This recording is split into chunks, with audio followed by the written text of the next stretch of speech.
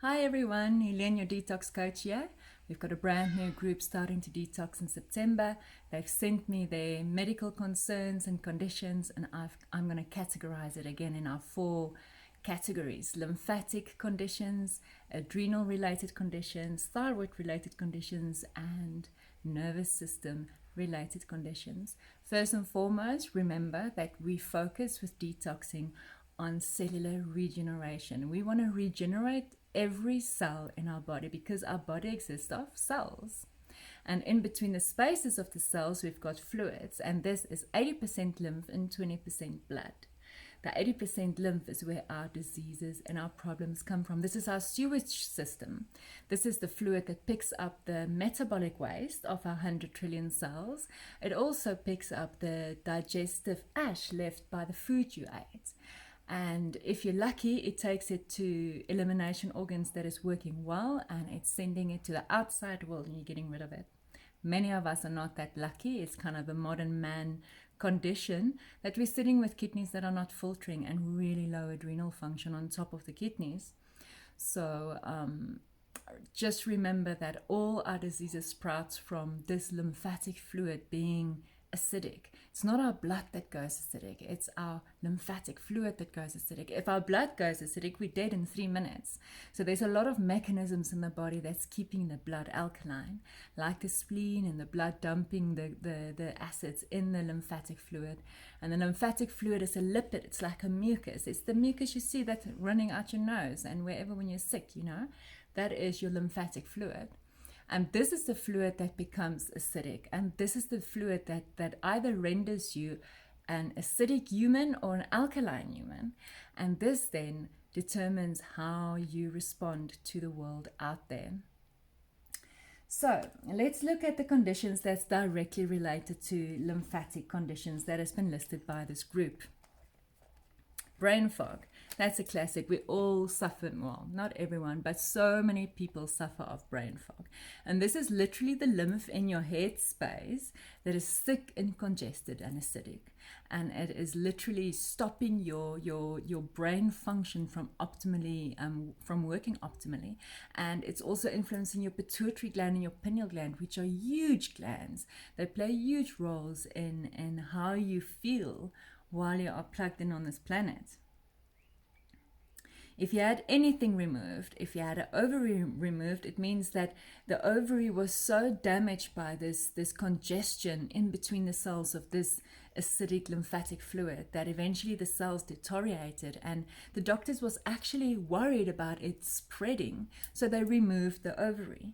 Or they remove the thyroid. Many times the thyroid becomes so inflamed, they're so scared of it, the infection spreading is what they would use the words for, that they would actually remove the thyroid. In the meantime, you can simply decongest the lymphatic fluid that surrounds the cells of that thyroid, and that cells would have regenerated and you would have had a healthy thyroid.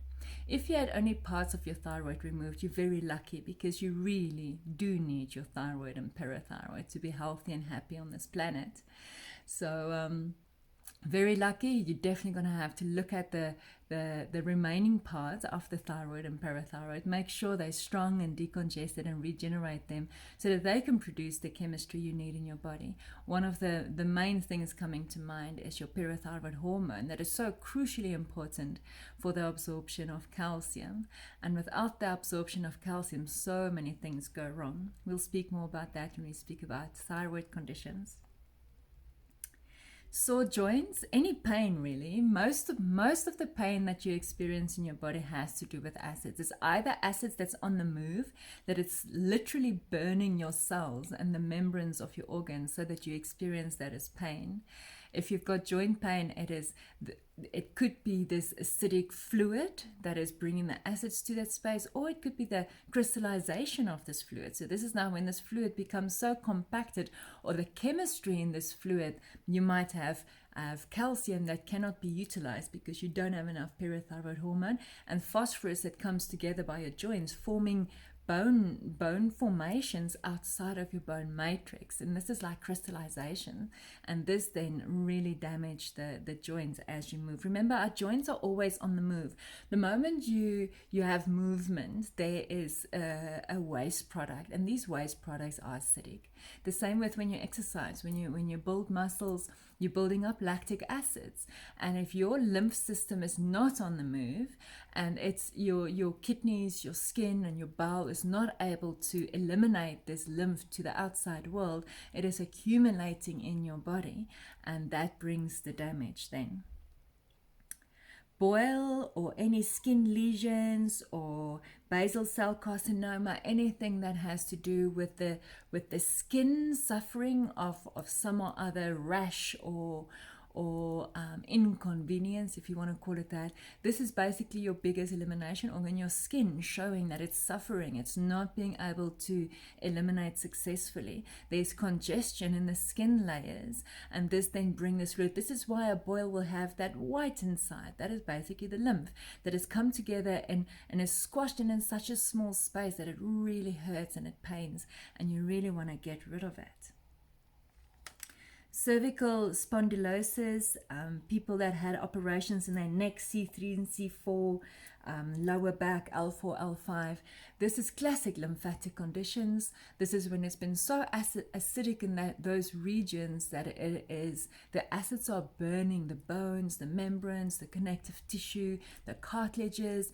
Everything that is in contact with acids will burn. Even if you take a soda pop, a Coca-Cola, and you throw it on concrete, it eats the concrete.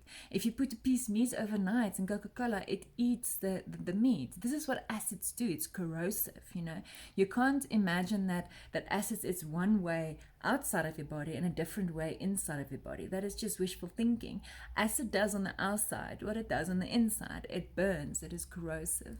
If you had your tonsils or your appendix removed, that is also showing you where you had the most congestion happening in your body. If you had your appendix removed, this is at the end of your colon. This is like the sewage system of your colon. So most of the toxins that really would bother your colon would be sent to the appendix to be dealt with by the bacterium in the appendix. The bacterium in our lymph nodes, the appendix being basically a lymph node, is carnivorous. It eats many of these acids as food. It actually transmutes it by eating it and really bring your body relief. So if you got to the stage where your appendix either burst or it was in such a bad state that the doctors felt the only thing that they can do for you is to remove it. Now, this is not solving your problem, right? If you don't make lifestyle changes and heal that condition that got that appendix there, that same thing that sacrificed your appendix are now situated in your bowel still. So now your bowel is just going to go backwards even more if you don't bring in the changes that's necessary to turn it around. Tonsils, if you had your tonsils removed, same story. The congestion in your head space was so heavy that the tonsils was overwhelmed. The bacterium in the tonsils could not deal with it. Or maybe you used so much antibiotics that you actually killed the bacterium in the tonsils and it couldn't do their job. So that had the tonsils look so bad that the doctors decided to take it out. So what do you do if your sewage tank is in a bad condition at home? Are you just going to take it out and let them remove it and pretend everything is okay? Where's the waste going to go? You know, so there's two things that happens if you had your tonsils removed. One thing is that the drainage of the lymphatic fluid in your headspace is not as complete as it would have been. There would always be kind of retainment of this lymphatic fluid in your headspace, which is the last thing you need. And then secondly, the body is built in such a beautiful way that these rivers were created, you know, so that these very acidic lymphatic fluid, the metabolic wastes of all your cells that is very acidic, are neatly in the streams going between lymph node to lymph node until it reaches the elimination organs. Now removing two of your biggest lymph nodes, the acid starts falling down like a waterfall down your neck and your throat area. And depending on your body, where the waterfall goes, you can see it in people's iridology readings. You can see if the waterfall went down the throat and the thyroid and parathyroid and the vocal cords and the larynx and pharynx, and everything has really been damaged and deteriorating, you know. Sometimes it goes down the neck, so the scapula and the neck is really deteriorating of all these acids. Other times it goes right back down into the spine, and the C3, C4 is so influenced by these acids dripping down and influencing those cells and tissue there.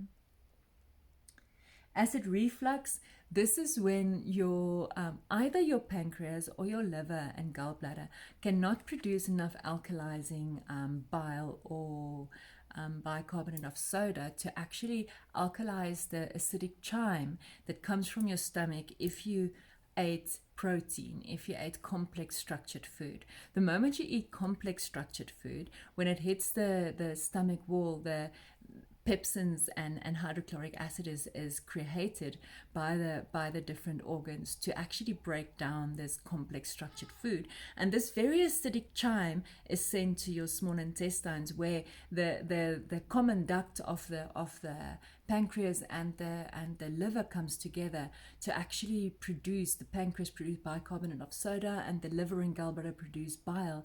This is alkalizing and fat emulsifying enzymes that is now produced to alkalize this acidic chyme. So if this does not happen, then the acids tend to be pushed back up again, and this is when you start experiencing acid reflux. And when that goes unchecked for a long time, you're going to start losing the valves that's keeping the acids down and all those things, and those are going to deteriorate. It's going to get even worse. You can actually start choking on food and acids that's been pushed up your esophagus if you have a prolonged condition of acid reflux. So it's definitely not something you should ignore.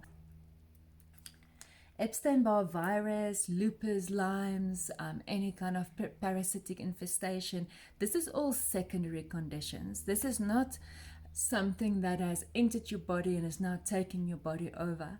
It is because your body is breaking down because of acidosis, because of this very acidic fluid that surrounds all your cells. Certain cells will respond by producing protein, which is also seen as a virus. And many times people then think this is an external virus that has come into my body and is proliferating, but many times it's not. Sometimes it could be. There's definitely the possibility of you ingesting something that is then proliferating. But even if you are, for instance, parasites, even if you are ingesting a parasite, however you ingest it, and it enters your body, if you were alkaline on the inner environment and your lymphatic fluid could actually take whatever wastes out of your body successfully, it would simply eliminate whatever foreign particles into your body that is not you. It's only when you are in an acidic and stagnant state that these kind of parasites and bacterium and viruses, whatever, enter your body, then get stuck, and then they have time to proliferate and eat off of you, you know. So it's not something that happens to you. It's a secondary infestation that happens in an environment that is conducive for this kind of infestation to happen.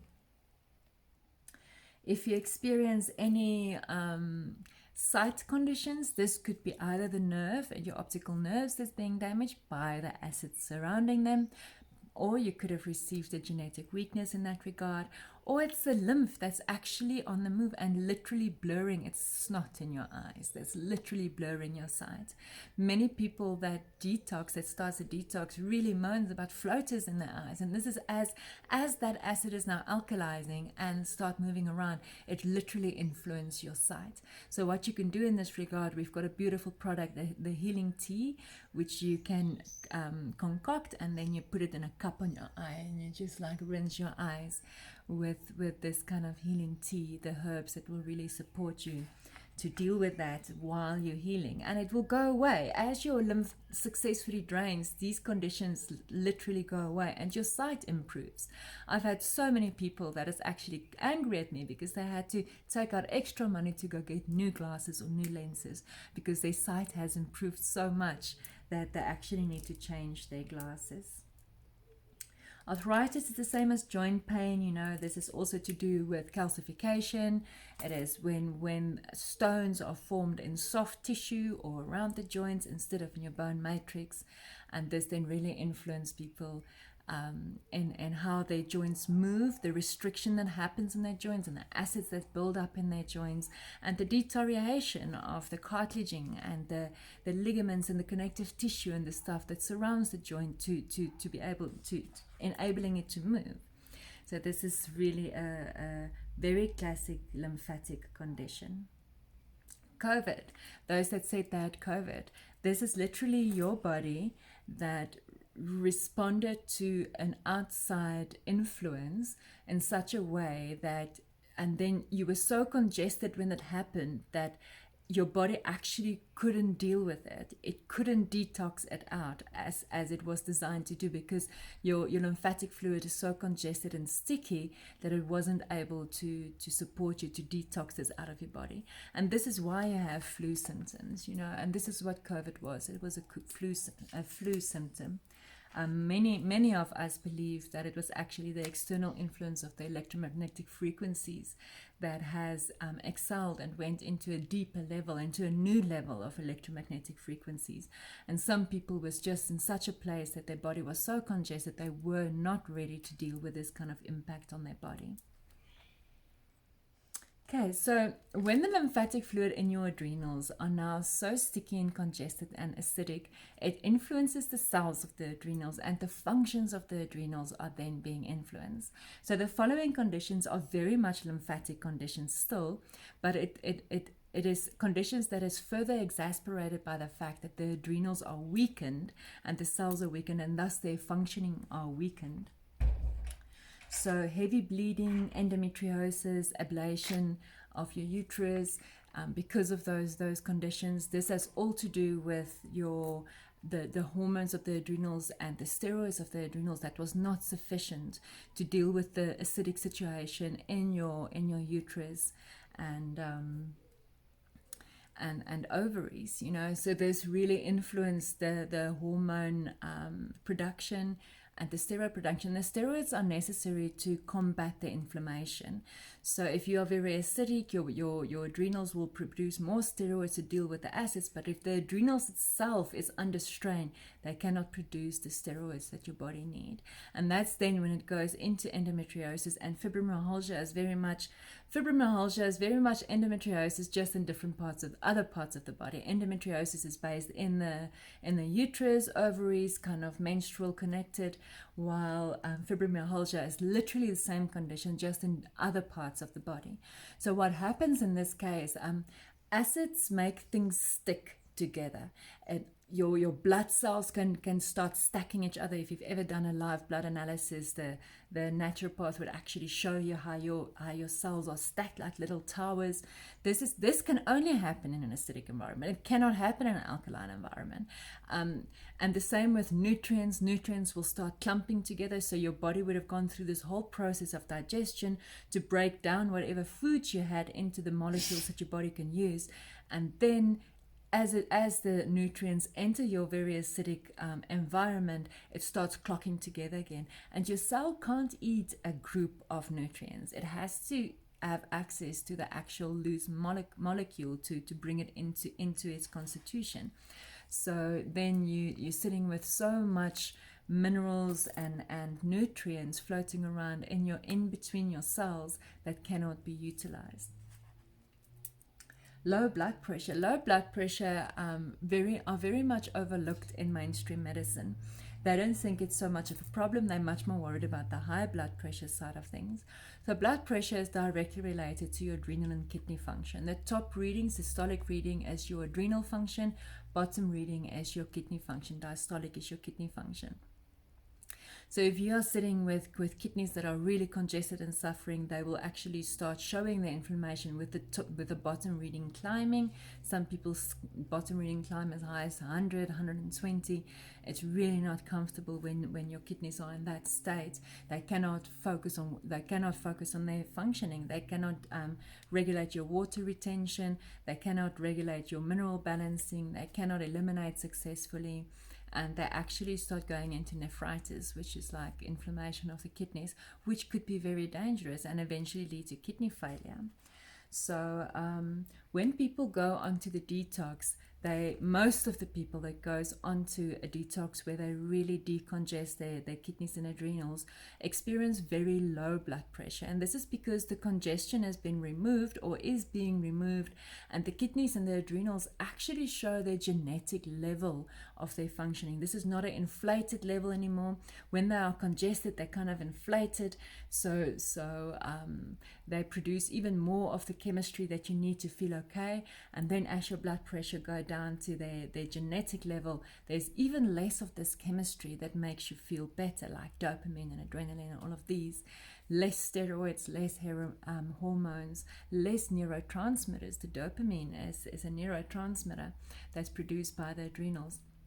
So this then allows you to go into a really low energy level, quite a lethargic space, and it's this window period that you're going to have to keep space for yourself so that you can heal the kidneys and the adrenals, and they can start producing the chemistry without being inflated, without being stimulated. This is another way that people many times got the adrenals to perform better, is by stimulating it with complex sugars, caffeine, and many other things that stimulates the adrenals to produce more of the dopamine and the neurotransmitters that you need. You feel better, you feel more energized, but what happens when it's finished? It throws you right down. And what do you need? You need more stimulating food so that you can feel energized again. This is not a very sustainable way of driving your car. You don't want to just drive your car in the red all the time. You want your cells to be full of dynamic energy. If you work with cellular dynamic energy, you're sitting with a long sustained energy that will not throw you off the back and need stimulation again to feel better. But it's a long enduring energy.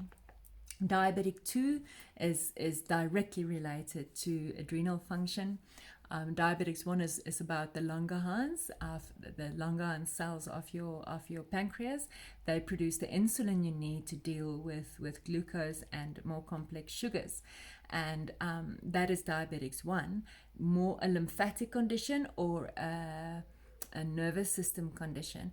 If the nerve cells in your islets of Langerhans is damaged and weak, they actually can't instruct them to produce the insulin that you need. So it could be a nervous condition, or it could be a lymphatic condition, either genetic or not, that the cells are so weak, and the only way those cells can regenerate is if the fluid that surrounds them alkalize and actually bring them the nutrients they need to regenerate. And if anything that is stopping them from performing, like heavy metals, toxins, chemicals, anything that could possibly stop them from performing as well, which is also lymphatic related again. Diabetic 2 is more about the adrenals being low. The adrenals produce the steroids that helps with the metabolization of sugars. So this is then when diabetics 2 sets in, because you've got most probably too many complex sugars that you introduce to your system, and the adrenals are in a low functioning state and cannot produce enough of the steroids to deal with the sugar. And that's then also when you will experience raise in blood sugar. Chronic fatigue. There's quite a few things to say about chronic fatigue. It's not a very simple matter. It very much depend on your own situation. There could be malabsorption of certain minerals, or just a non-utilization of certain minerals that really could bring you into the space of chronic fatigue. Malabsorption can render you with chronic fatigue.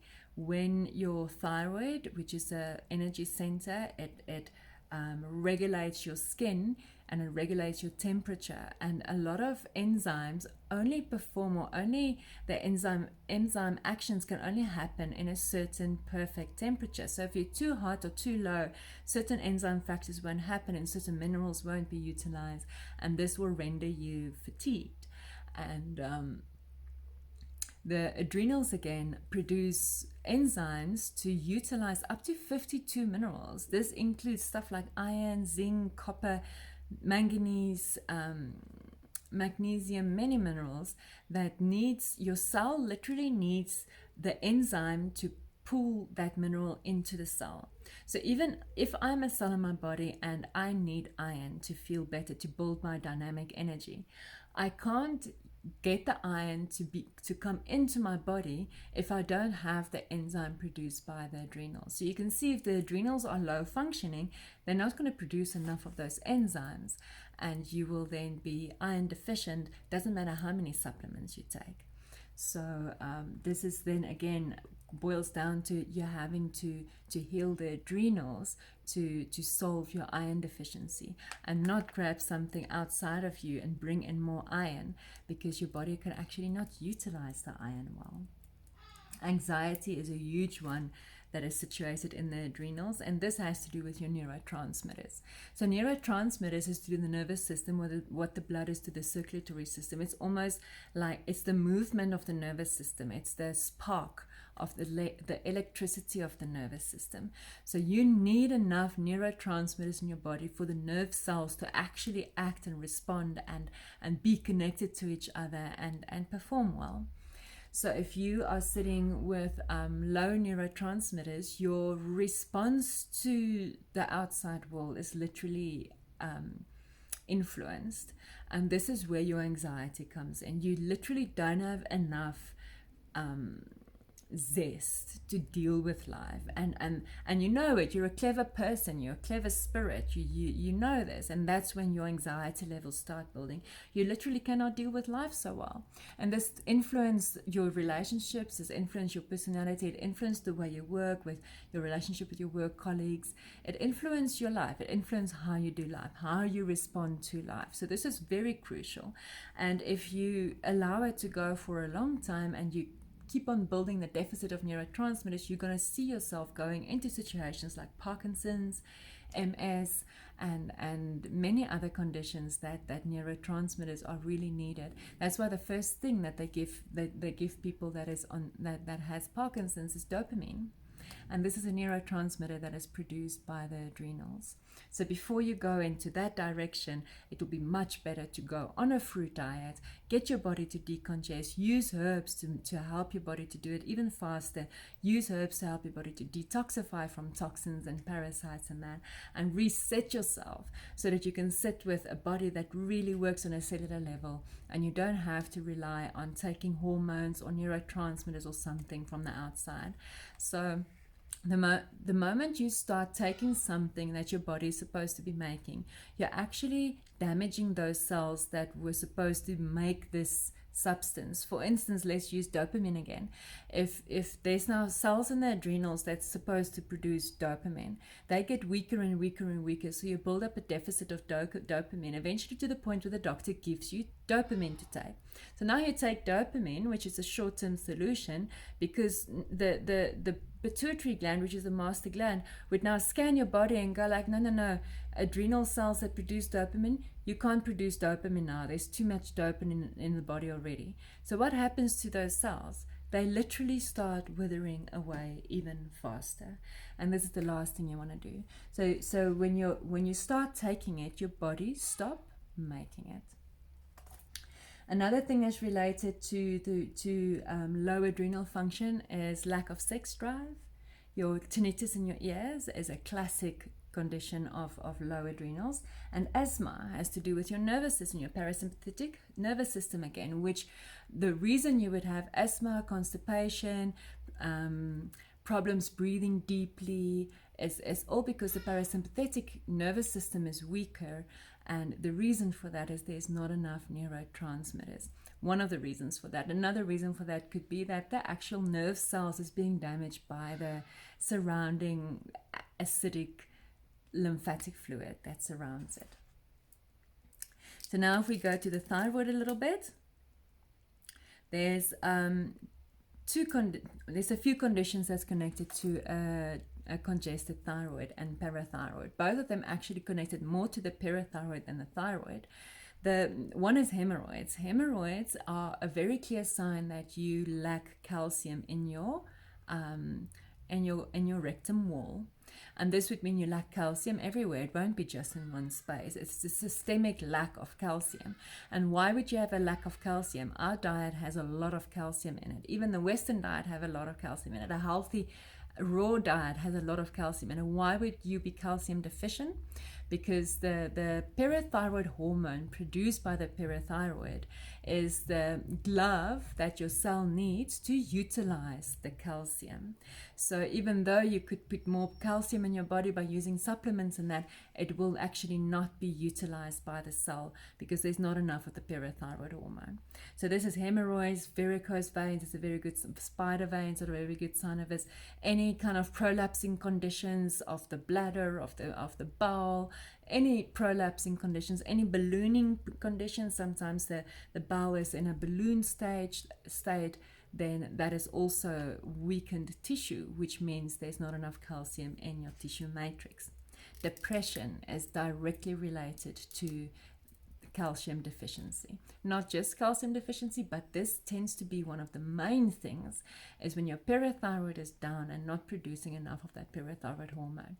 You cannot actually utilize the calcium, and this is, you can imagine, if you don't have enough calcium, if the cell doesn't have enough calcium in its membrane, it is depressed. It is depressed, So it makes quite sense that calcium is directly related to it. Like I mentioned earlier, chronic fatigue is between the two energy centers, your adrenals and your thyroid. Your pituitary gland directly related to it. If you've got a congested pituitary gland, it wouldn't produce enough of the hormones that instructs the thyroid and the adrenal to do what it needs to do. So that's another indirectly related gland. That's part of your energy body that would influence your energy levels. And then of course your pineal gland produces the melatonin that's necessary to sleep, and again, without sleep you won't experience enough energy. So that's also an indirect energy center. Let's just quickly look at what's left by the nervous system. Sore feet is a classic situation of your nervous system and your extremities that is just that it's not receiving enough oxygen, it's not receiving enough nutrients, it is surrounded by acidic lymph, it is not absorbing well, it is literally, and that makes that the cells, the nerve cells, the cells there are deteriorating. And especially if you had a weakened nerve to start with, the nerve cells will deteriorate, and this translates into pain. That's that burning on the feet that many people get, the tingling in their arms and feet. There's also CIDP, it's a long word, it's an autoimmune neuropathic disease. Neuropathy basically, where the use of your arms and your legs slowly deteriorate because of the nerve there being damaged and not being regenerated. So this is not something that is a permanent condition. This can be completely reversed. So how do you do this? You basically make sure that you focus on regeneration. So that means alkalization, detoxification, and energizing. So you need to alkalize before anything can happen. You need to alkalize yourself so that very sticky and thick acidic lymphatic fluid can become flowy again, and actually can reach the elimination organs, the skin, the lungs, the bowel, and the kidney, to be eliminated. Many times people experience bronchitis or coughing a lot of mucus, or letting a lot of mucus go from the headspace. It looks like flu when they start this detox, and they're very lucky then. That means their lymphatic fluid is in the state where it alkalized fast, and it actually got to the place where it could be excreted faster. Other people have lymphatic fluid that is so stagnant, it's in the second or third level of stagnation already, or congestion already. So you're going to alkalize and alkalize for a while. It could take weeks or a couple of months before you even start eliminating mucus. And that is then because this lymphatic fluid was so congested, it was stuck. It literally had to alkalize first to the point where it could start move again and reach the elimination organs. And it's only when the lymphatic fluid in your kidneys actually alkalize that the kidneys can start filtering again. I've only met a handful of people whose kidneys was filtering when I met them, and all of them have done quite a few of detoxing in their life before they even got to me. So it is quite a modern man condition. You know, we're sitting with post-World War diets, high protein, high sugar, high everything diet, high processed diet, you know, high wheat diet, high gluten diet, you know, and this has really affected us over the generations. And we didn't know how to heal before, so we conceive our babies before healing, and they receive their genetics at that point of the time when conception happens. That is when you actually relay your genetic, especially mom, relay your genetics to them, but also dad. And remember, you grow your babies in the lymphatic fluid that you are in, so they will receive your lymphatic fluid. So if you have a congested body and you conceive a baby and you birth a baby, they start life with a congested body. Most of us probably started life with a congested body, and that is why we need to get to the place where we know how to decongest. We need to know how to get our kidneys to filter, how to get our skin to filter again, how to get our bowels to be in a healthy state so it can get rid of the digestive and the metabolic waste. The metabolic waste is the one that's very many times overlooked. You know, nothing on this planet eats and doesn't poop. Even machines eat and has use fuel and has a waste product. Everything on this planet works like that, and our cells are no different.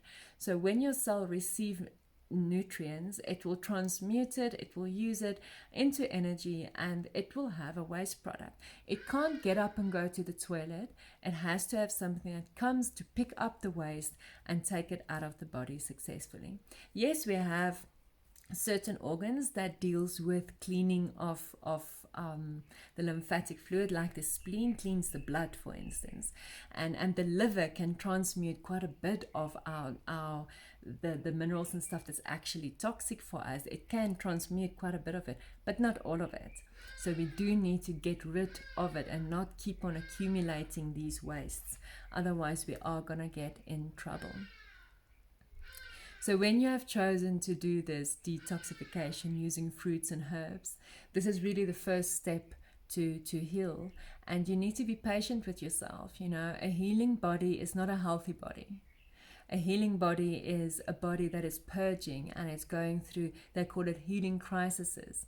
I like to call it a healing event. You'll have different healing events. And you need to be able to keep space for yourself as you go through it. If you're going to run to the doctor the moment the mucus starts running out of your nose or the moment you start coughing, they're going to give you antibiotics or something that suppresses the mucus, because that's what they think is wrong with you. They think, let's just get rid of the symptoms, right? But in the meantime, you are actually detoxifying. You are purging. Your body will be purging through your nose, through your lungs, through your vagina, through your bowel. Everything will let go, through your kidneys and your urine, anything that can let go of your skin as well. Many people, there was cases of cancer popping out of the skin, literally, because that was the shortest way to get out of the body, you know.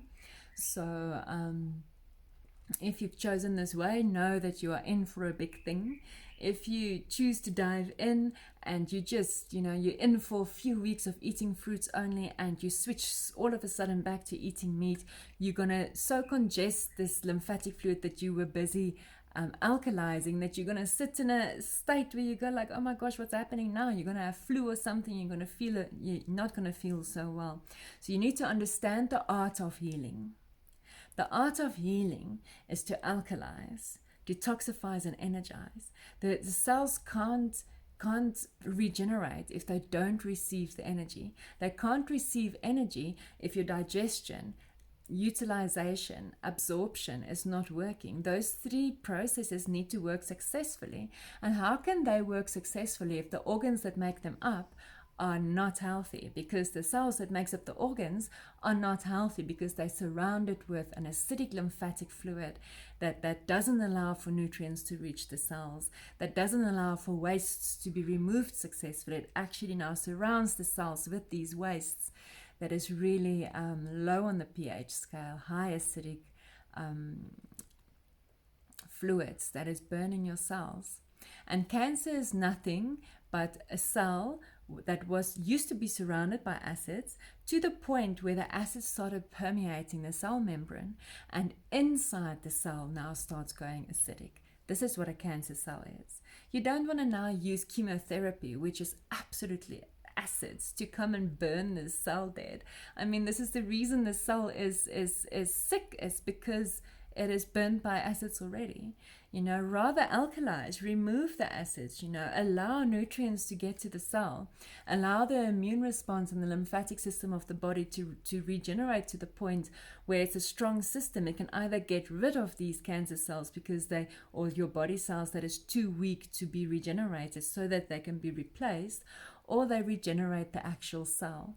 And within as little as 6 months to 2 years, any condition can be fully reversed.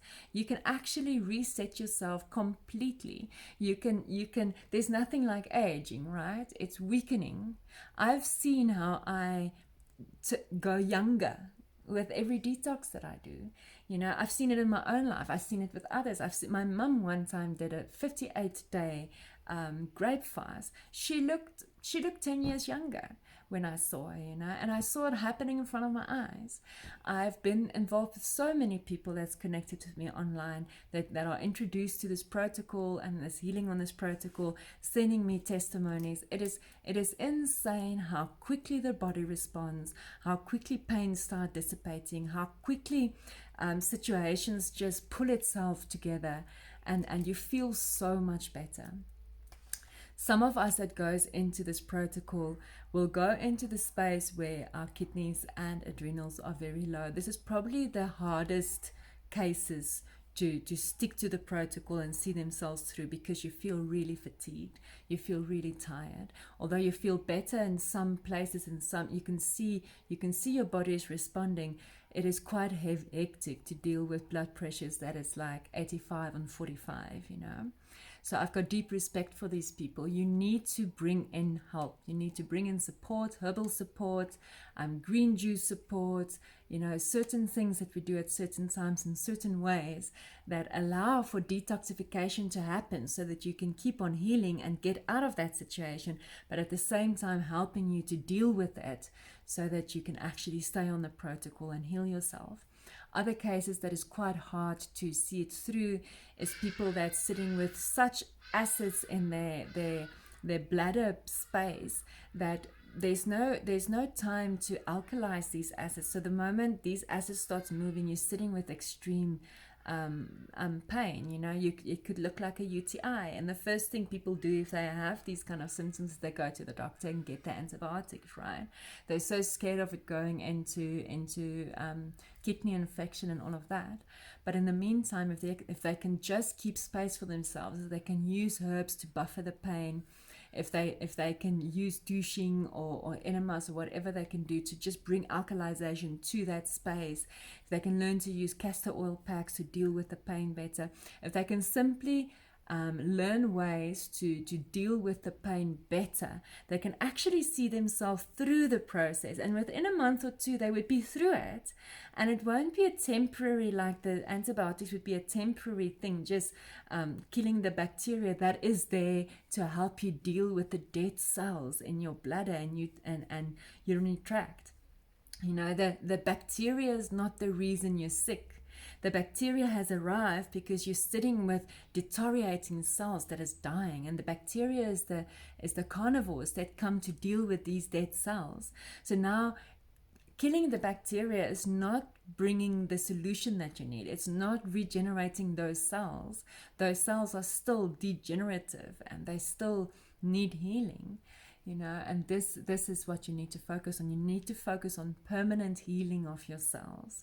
And it's so exciting that the body can heal so fast if we really just give it the time and space to do so.